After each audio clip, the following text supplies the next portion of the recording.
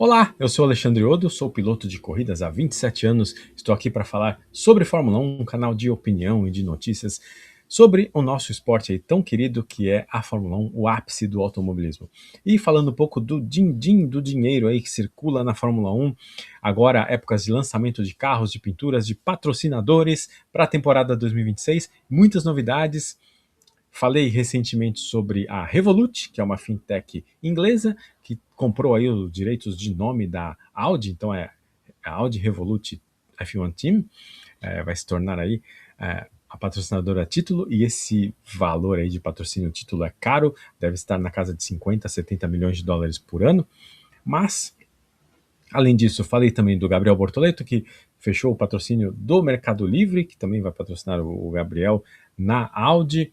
Esse patrocínio é importante porque o Mercado Livre não é uma empresa brasileira, como você pode estar achando, é uma empresa argentina, mas cujo maior mercado, 55% do faturamento do Mercado Livre mundial é no Brasil. Então, é importante sim para o Mercado Livre patrocinar um piloto brasileiro, sim.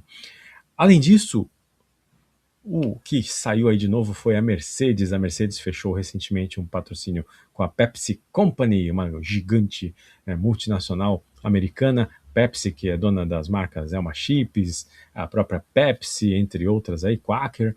Então, um patrocínio gigante para a Mercedes. Outro patrocínio gigante aí para a Mercedes é de quem? De quem? De uma empresa brasileira, Nubank, brasileira colombiana, né? O sócia brasileira e um colombiano, que são donos do Nubank, fizeram um IPO, né, abriram venda de ações nos Estados Unidos lá para 2021, 2022, na época da pandemia, e estão ampliando o mercado. Hoje já contam com 127 milhões de clientes globalmente, o Nubank, 127 milhões, uau, muita gente. Para você ter uma ideia, a Revolut, que patrocina a Audi, tem 60 milhões de clientes. Então, o Nubank também é um grande player e vai patrocinar a Mercedes. Claro que não é um patrocinador título, o nome vai aqui na gola do macacão do piloto. Não sei exatamente aonde vai no carro, mas vai patrocinar sim a Mercedes. Então, o Nubank, uma empresa brasileira, vai patrocinar a Mercedes. Não se falou em valores, mas estima-se que por volta de 30 a 50 milhões de dólares por ano, né? O Nubank vai entrar aí com essa graninha anual para levar o seu nome globalmente, para expandir a sua operação global. Olha, interessante como os bancos, né, as fintechs, os bancos digitais novos estão expandindo, né, pelo mundo, porque hoje basta você abrir uma conta de forma digital e consegue. Mas o maior anúncio aí da Mercedes vai ser a parceria com patrocínio da Microsoft, a gigante de tecnologia americana fundada por Bill Gates. Sim, é a Microsoft que vai patrocinar com 75 milhões de dólares por ano a equipe prateada, a equipe aqui, né, da, do Toto Wolff, dos pilotos George Russell e Kimi Antonelli. Eles vão ter então novos patrocínios, Pepsi Company, Microsoft e Nubank, muito dinheirinho entrando aí no caixa das empresas. Lembrando que hoje em dia as marcas de cigarro, bebida foram banidas da Fórmula 1, entraram quem? Agora os energéticos, os bancos, as fintechs e as grandes empresas de tecnologia como a Oracle na Red Bull, o Google na McLaren, agora a Microsoft na Mercedes. Então, são as gigantes da tecnologia. Ah, falta a Apple, né? A Apple ainda não está presente em uma equipe de Fórmula 1. Ainda não está. Não está presente. E vamos aguardar aqui, então, ó, na Audi tem a Revolut, vamos aguardar, e nas outras, por exemplo, na Aston Martin, né? Quais serão os patrocinadores novos, além da Aramco, né, que é da Arábia Saudita, petrolífera da Arábia Saudita?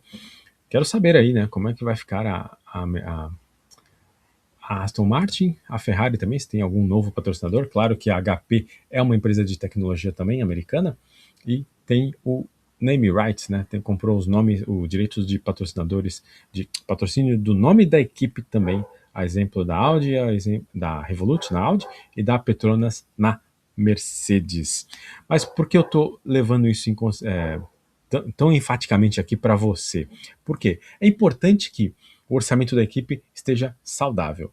Antigamente, muitas equipes quebravam, faliam, começavam a contratar piloto pagante, precisava do dinheiro do piloto, tinha que diminuir os testes, desenvolvimentos, né, economizava dinheiro ali e tal. Hoje, com a implantação do teto orçamentário já há mais de 5, 8 anos, mais ou menos, isso mudou. Mudou por quê? Porque antigamente uma grande equipe, as grandes equipes gastavam entre 300 e até 1 bilhão de dólares por ano na sua operação, desenvolvimento, projeto, carro, marketing, tudo.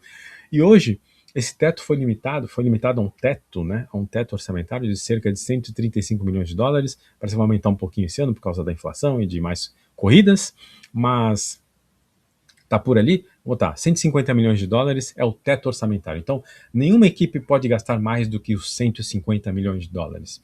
Só que, com o crescimento da Fórmula 1, hoje tem uma expectativa de 1 bilhão, quase 1 bilhão de espectadores pelo mundo, o faturamento da Fórmula 1 mais que dobrou depois que Bernie Ecclestone vendeu a Fórmula 1 para o grupo Liberty Media americano e que transformou a Fórmula 1 com a Netflix, com Drive to Survive, com outras ações aí importantes de marketing e que levou aí a Fórmula 1 a outro patamar financeiro. Sim, hoje as equipes não passam fome mais, elas não falta dinheiro para sua operação, elas têm uma operação tranquila, ou seja, todas podem gastar 165 milhões na operação de corrida, também no desenvolvimento dos carros, em tecnologia, em folha de pagamento, e desse valor é para isso, né?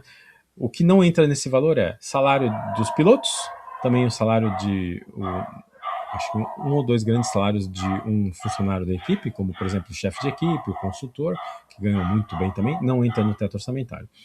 Então, você conseguiu nivelar aí o desempenho das equipes através do orçamento, né? Através do orçamento você conseguiu um nivelamento, né, do desempenho das equipes. Isso é legal. E o mais legal é o seguinte, que grande parte desse valor do orçamento básico, né, o teto orçamentário, vem da premiação da própria Fórmula 1.